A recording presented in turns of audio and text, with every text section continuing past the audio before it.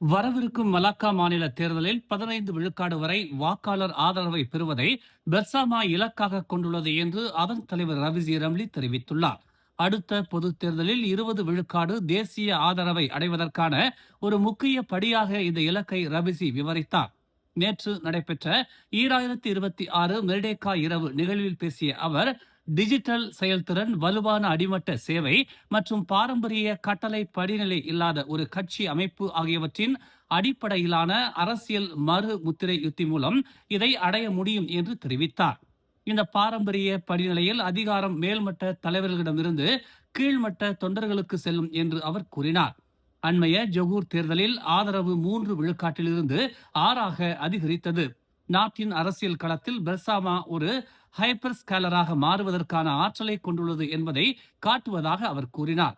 மலாக்காவில் 15 விழுக்காடு வாக்குகளை தாண்டி தேசிய அளவில் 20 விழுக்காடு வாக்குகளை நெருங்க முடிந்தால் பக்கத்தான் ஹரப்பான், பரிசான் நேஷனல் மற்றும் பரிகாத்தான் நேஷனல் போன்ற முக்கிய கூட்டணிகளுக்கு இணையாக பெர்சாமா தானாகவே ஒரு முடிவெடுக்கும் சக்தியாக மாறும் என்று அவர் கூறினார். வரவிருக்கும் மலாக்கா மாநில தேர்தலுக்காக பரிசான் நேஷனலுடன் சாத்தியமான ஒத்துழைப்பு வழங்குவது குறித்த ஆரம்ப கட்ட பொதுவான கலந்துரையாடல்களை பரிகாத்தான் நேஷனல் உறுதி செய்துள்ளது. இந்த சாத்தியமான கூட்டாண்மைக்கான கட்டமைப்பை கூட்டணி தற்போது வரைவு செய்து வருவதாக பரிகாத்தான் நேஷனல் பொதுச் செயலாளர் டத்துஸ்ரீ தக்கியுடின் ஹசான் தெரிவித்துள்ளார். கலந்துரையாடல்கள் நடைபெற்று வருவதாகவும் இந்த ஒத்துழைப்பு எவ்வாறு வடிவம் பெறும் என்பது குறித்த விவரங்கள் பின்னர் இறுதி செய்யப்படும் என்றும் அவர் கூறினார். மலாக்கா தேர்தல் தொடர்பானவை உட்பட ஆரம்ப கட்ட மற்றும் பொதுவான பேச்சுவார்த்தைகள் நடைபெற்றுள்ளதாக தக்கியுடீன் உறுதிப்படுத்தினார். மேலும் பரிசான் தலைவர்களிடமிருந்து இதுவரை கிடைத்த கருத்துகள் சாதகமாகவே உள்ளன என்றும் அவர் கூறினார்.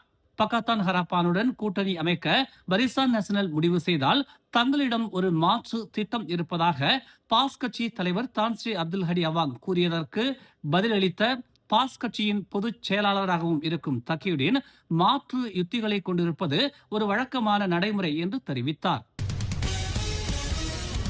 டிசம்பர் மாதம் நடைபெறவிருக்கும் மலாக்கா மாநில சட்டமன்ற தேர்தலுக்கான பேச்சுவார்த்தையில் பரிசானும் பக்கத்தானும் முதற்கட்ட பேச்சுவார்த்தையில் ஈடுபட்டிருப்பதாக பக்கத்தான் ஹரப்பான் பொதுச் செயலாளர் டதஸ்ரீ சைஃபுடின் நசித்தியோன் இஸ்மாயில் தெரிவித்துள்ளார்.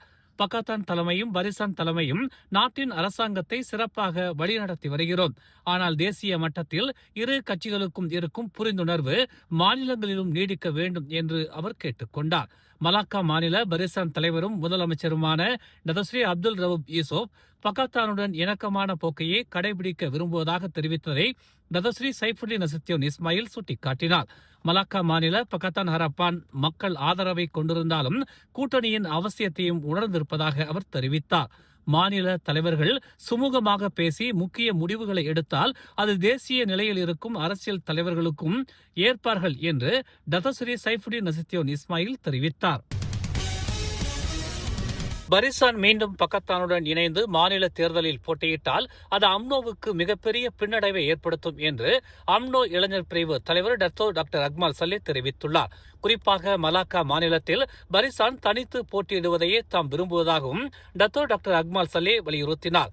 மலாக்காவில் பரிசான் தனித்து போட்டியிடட்டும், இல்லையில் தேர்தல் கூட்டணி என்று ஜொகூரிலும் நெகிரி செம்பிலானும் வைத்துக் கொண்டது போல பெரிகாத்தானுடன் உடன்படிக்கை செய்து கொள்வோம். பக்கத்தான் வேண்டாம் என்பதில் பரிசான் தெளிவாக இருக்க வேண்டும் என்று அவர் கூறினார். மலாக்கா சட்டமன்ற தேர்தலில் பரிசான் மீண்டும் பக்கத்தானுடன் கூட்டணி அமைத்தால் மெர்லிமாவ் சட்டமன்றத்தில் தாம் போட்டியிட மாட்டேன் என்பதையும் அவர் நினைவூற்றினார். நான் அரசியலிலிருந்து விலகப் போவதில்லை, ஆனால் தலைமையின் முடிவுக்கு கட்டுப்படுகிறேன். அதேவேளை நான் கொடுத்த வாக்குறுதிகளில் நான் தெளிவாக இருப்பேன்.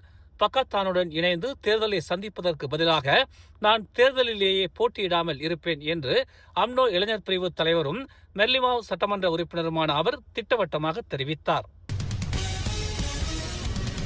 ஓம்ஸ் அறவாரியத்தின் ஆதரவில் மலர் டிவி வழங்கும் திரையிசை கண்ட இலக்கியம் 2026 போட்டியின் மாபெரும் இறுதிச் சுற்று வரும் ஆகஸ்ட் 29 பட்டாலிங் ஜெயா சிவிக் பல்நோக்கு அரங்கில் நண்பகல் 1 மணி முதல் இரவு 7 மணி வரை மிக பிரம்மாண்டமாக நடைபெற உள்ளது.